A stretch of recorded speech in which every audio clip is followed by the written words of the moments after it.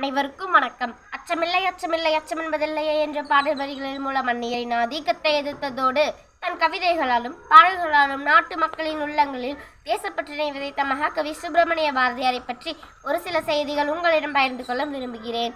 சுப்பிரமணியன் என்னும் இயற்பெயரை கொண்ட பாரதி 1882ஆம் ஆண்டு டிசம்பர் மாதம் 11ஆம் தேதி எட்டயபுரத்தில் வசித்து வந்த சின்னசாமி ஐயருக்கும் லக்குமி அம்மையாருக்கும் மகனாக பிறந்தார்.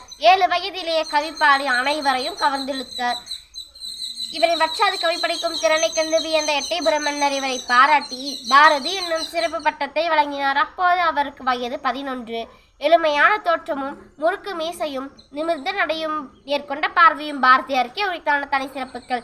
தமிழ், ஆங்கிலம், சமஸ்கிருதம், தெலுங்கு, ஹிந்தி, பிரெஞ்சு போன்ற மொழிகளிலும் கற்றறிந்து பன்மொழி புலவராக விளங்கிய பாரதி தமிழ் மொழியோடு பிற மொழிகளை ஒப்பிட்டு பார்த்து யாமறிந்த மொழிகளிலே தமிழ் மொழி போல இனிதாவது எங்கும் காணோம் என்று தாய்மொழியாம் தமிழ் மொழியின் சிறப்புகளை உலகிற்கு எடுத்து காட்டினார்.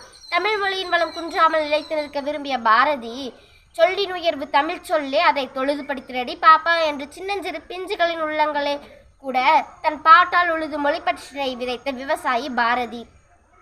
ஒரு சமூக சீர்திருத்தவாதியாக தமிழக மக்களிடம் மூழ்கி கிடந்த மூடப்பழக்க வழக்கங்களை அறவே அகற்ற அரும்பாடுபட்டார்.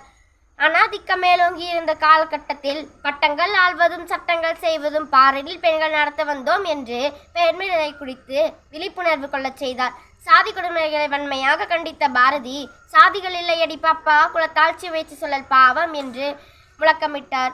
அந்நியரோடு போராடும் நம் நாட்டு மக்களுக்கு ஒற்றுமையின் சிறப்புகளை எடுத்துக்கூற ஒன்றுபட்டால் உண்டு வாழ்வு ஒற்றுமை, நீங்கள் அனைவருக்கும் தாழ்வே என்று ஒற்றுமையின் சிறப்புகளை எடுத்து கூறினார்.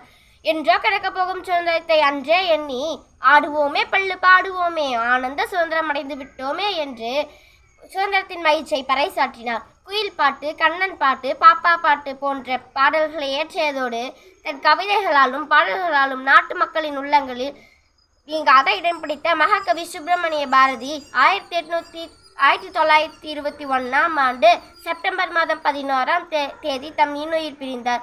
பாரதியாரின் உயிர் பிரிந்தாலும் அவர் இயற்றிய பாக்கள் ஒவ்வொன்றும் உள்ளங்க அரங்கில் பூக்களாய் மனம் வீசும் என்பதில் ஐயமில்லை.